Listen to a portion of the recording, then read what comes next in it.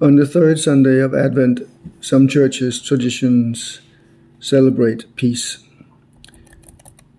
In our relatively comfortable North American prosperity, peace frequently means absence of war and violence, or an inner tranquility or bliss. Over time, biblical scholars have managed to make this really complicated. They frequently identify at least 3 to 5 kinds of peace. First, there's the inner peace or tranquility we experience individually. Second, there's peace with other people, and finally, peace among nations, tribes, or groups. The peace we celebrate during the season of Advent is described in Luke 2, verse 14, as announced by the heavenly host. They say, "On earth peace to those on whom his favor rests." It seems to imply some kind of exclusivity. That's not the case, but that will have to be a discussion for another day.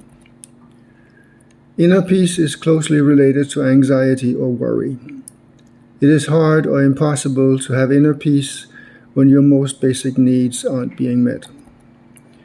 Jesus repeatedly warns us against our obsession with possessions. Listen to him, and our yoke will be easy and our burden light. Matthew 11, verse 30. The early church did. They had everything in common. Acts 4, verse 32. And there were no needy person among them, verse 34. Peace is also in jeopardy in our relationship with one another. Frequently, other people are the source of much conflict in our lives. Sometimes it's over possessions, but also over power or domination. Again, Jesus has a solution. Turn the other cheek, he says in Matthew 5, verse 39. People aren't generally evil, but everyone has triggers that cause us to forget who we are and overreact.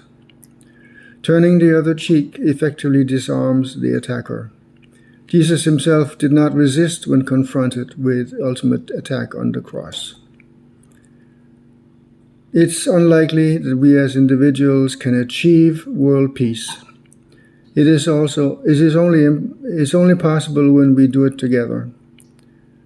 In the meantime, we can retreat to places where no one else wants to live and begin to build a new church from the ground up. As Peter Morin, co-founder of Catholic Worker Cooperatives, famously says, "Build a new society within the shell of the old."